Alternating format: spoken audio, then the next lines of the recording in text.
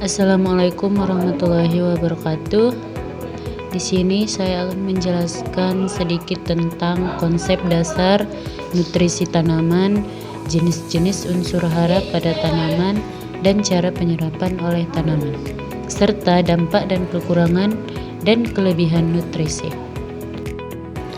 Pada slide selanjutnya ada gambar kebutuhan nutrisi sesuai fase pertumbuhan tanaman, yaitu vegetatif dan generatif.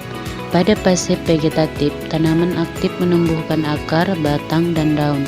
Agar pertumbuhan organ tanaman tersebut maksimal, tanaman membutuhkan N, P, dan K.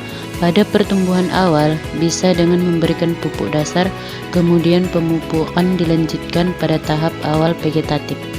Dan saat memasuki fase generatif, tanaman aktif menumbuhkan bunga, pembesaran buah, dan pematangan buah.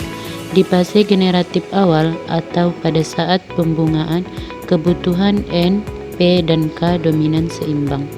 Selanjutnya ada gambar kebutuhan unsur hara pada tanaman yang akan saya jelaskan dalam slide berikutnya. Jenis-jenis unsur hara tanaman.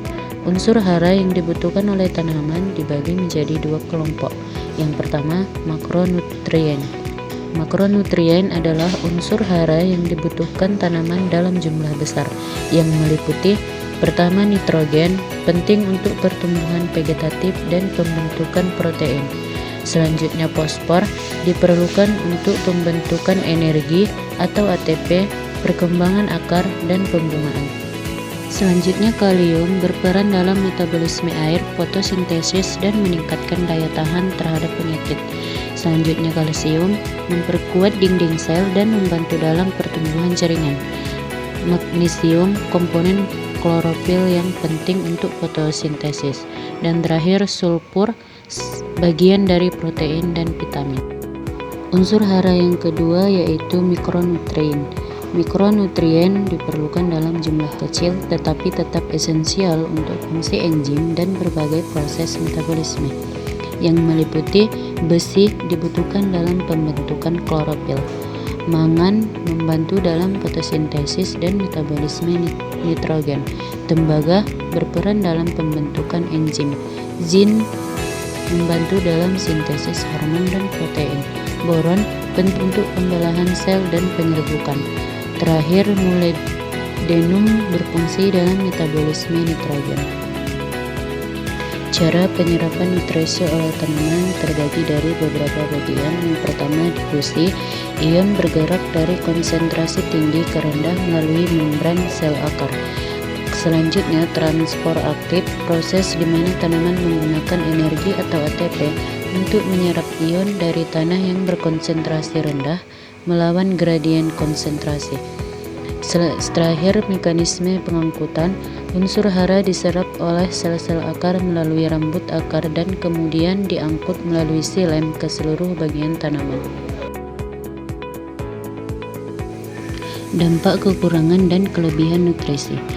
A. Dampak kekurangan nutrisi. Ketika tanaman kekurangan nutrisi tertentu, gejala yang muncul tergantung pada peran nutrisi tersebut dalam tanaman.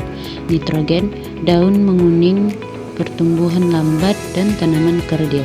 Fosfor, daun menguning atau ungu, pertumbuhan akar terlambat. Kalium, bercak coklat pada daun, tepi daun terbakar, dan tanaman layu.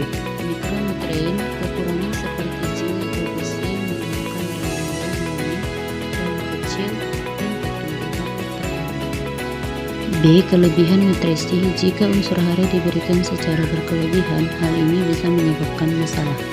Kelebihan nitrogen, pertumbuhan vegetatif yang terlalu cepat, tetapi buah dan bunga bisa sedikit, serta tanaman menjadi lebih rentan terhadap hama. Kelebihan kalium atau natrium dapat menyebabkan salinitas tanah meningkat yang akan menghambat penyerapan air dan nutrisi lain. Kelebihan mikronutrien seperti boron atau tembaga juga dapat menyebabkan keracunan dengan gejala berupa daun yang terbakar atau nekrosis.